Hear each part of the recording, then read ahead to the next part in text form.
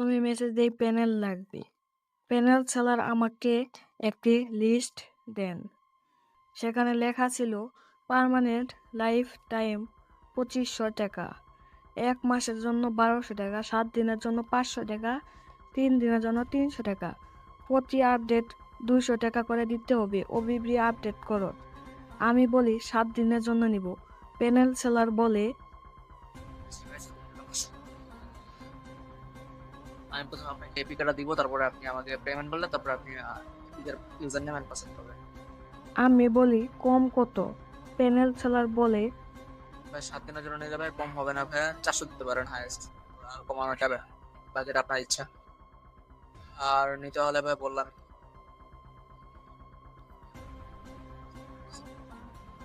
আমি বলি ID ban হবে না তো?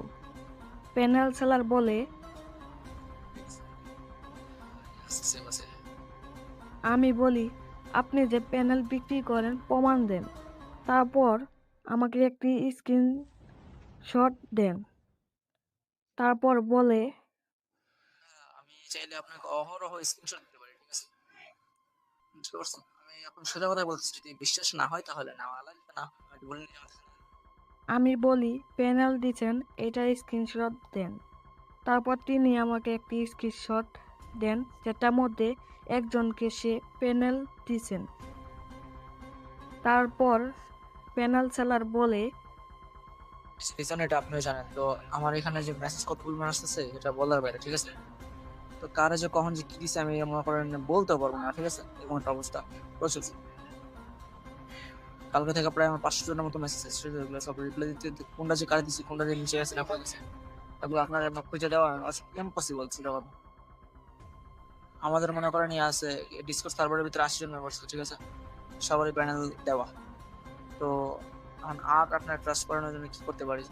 আর তার ট্রাস্ট না হলে ভাই নেওয়া লাগবে না, আমি এটা আবারও বলতেছি, ঠিক আছে?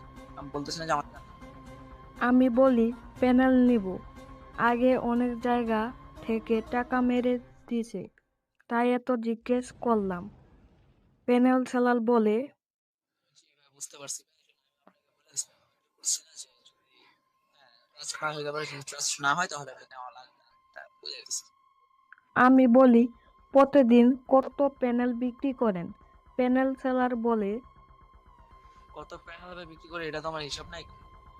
শুনে রাখেন, কালকে থেকে আজকে পর্যন্ত প্রায় 9-10-এর কাছাকাছি সেল হয়ে গেছে কিছু, মানে 9-10 কে। আমি বলি প্যানেল নেব, নাম্বার দেন। তারপর তিনি আমাকে বিকাশ নাম্বার দেন।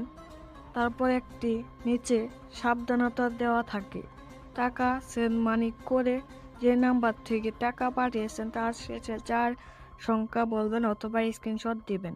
প্যানেল সেলার বলে আমি বলি ওয়েট করেন দিতাছি। তার কিছুক্ষণ পর আমি বলি হ্যালো। জি ভাই বলো। আমি বলি টাকা দিয়েছি প্যানেল দেন 6209। প্যানেল সেলার বলে ওকে ওয়েট চেক করি। আমি বলি ওকে। প্যানেল সেলার বলেন তো বেশি সুবিধা হয়। আবার বলেন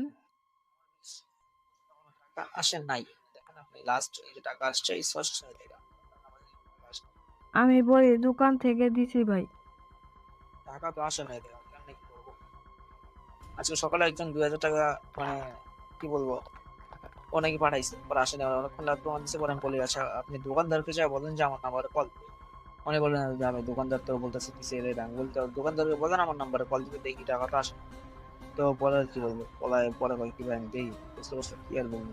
আর আসে নাই ভাই, স্ত্রীর যেটা বলতেছে আসে নাই। আমি দেখতে পাচ্ছি লাস্ট দেওয়া পড়ছে 606 টাকা। আমি বলি টাকা দিছি। প্যানেল সেলার বলে প্লিজ। আমি লাস্টে 6209 আবারও পাঠিয়ে দেই। প্যানেল সেলার বলে বাসায় নামাজ বুঝতে পারছেন, বাসায় হয়ে গেছে, পরে কথা বলে আপনার সাথে। সবাই এখানে মেসেজ দিয়ে আছে, বুঝতে পারছি আমি কিছুক্ষণের জন্য ফোন একদম নামাজ থেকে এসে পরে আপনার সাথে কথা বলতেছি, ঠিক আছে? আমি বলি ওকে আমিও নামাজে যাব। দুইটাই মেসেজ দিব, আবার টাকা মেরে দিয়েন না। তারপর প্যানেল সেলার বলি, ভাইয়া আপনার এই লাস্টে 6209 এই নাম্বারটা কোনো টাকা আসে না আমার কাছে।